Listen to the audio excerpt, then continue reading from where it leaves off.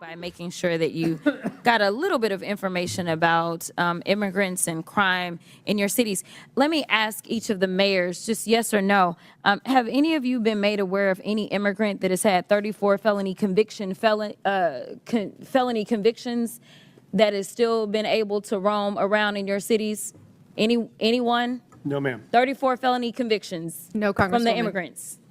Anybody? I'm not aware. Oh, okay, okay. I'm just curious because we are so concerned about crime, and I know that my Republican colleagues would never want anybody with 34 felony convictions roaming around because that could be a danger to the community, but I will move on. The Republicans put more effort into producing their little propaganda trailer for this hearing than they have into reforming America's immigration system, and that's why we're here today. In fact, Republicans are beating up on the vast majority of you about what you're doing for your citizens, but the last time I checked, you're actually showing up. You may or may not be aware, but the NRCC just instructed Republicans to stop their town hall meetings because their constituents were showing up and telling them to do your jobs.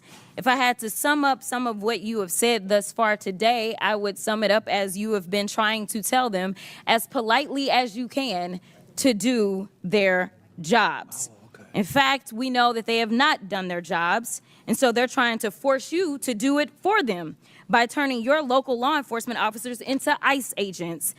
They have this fake outrage about how immigrants are stealing resources and jobs from Americans when residents of Boston, Chicago, New York City, and Denver are subsidizing public services in their districts and their states because the Republicans refuse to ensure that their constituents earn a livable wage.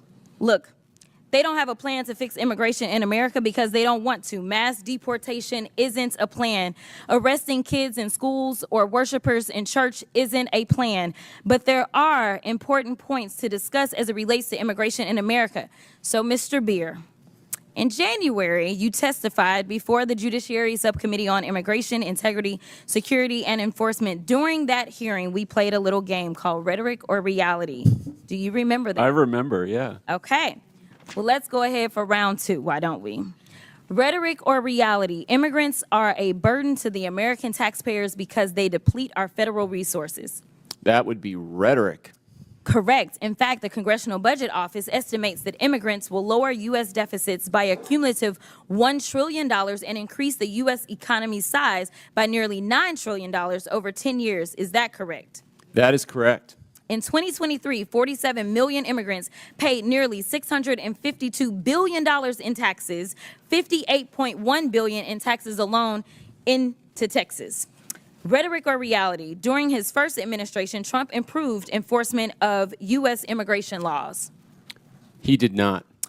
In fact, President Trump closed almost all immigration courts for removal proceedings, cut prosecutions for unauthorized entry by 87%, cut ICE removals to the lowest level in the history of the agency, and released 9,000 people with violent crime convictions back into our communities. Is that correct? That's right, yes. So rhetoric or reality? President Trump's immigration policies make American communities safer.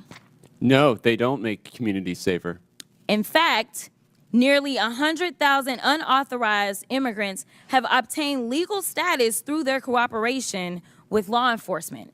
And local law enforcement agencies have more than 300,000 pending requests for immigrants seeking legal status based upon their cooperation with law enforcement, according to the Department of Homeland Security. Is that correct? That's right. Immigrants work with law enforcement to stop and solve crimes. Thank you. That was one of my rhetoric or reality questions. Sorry.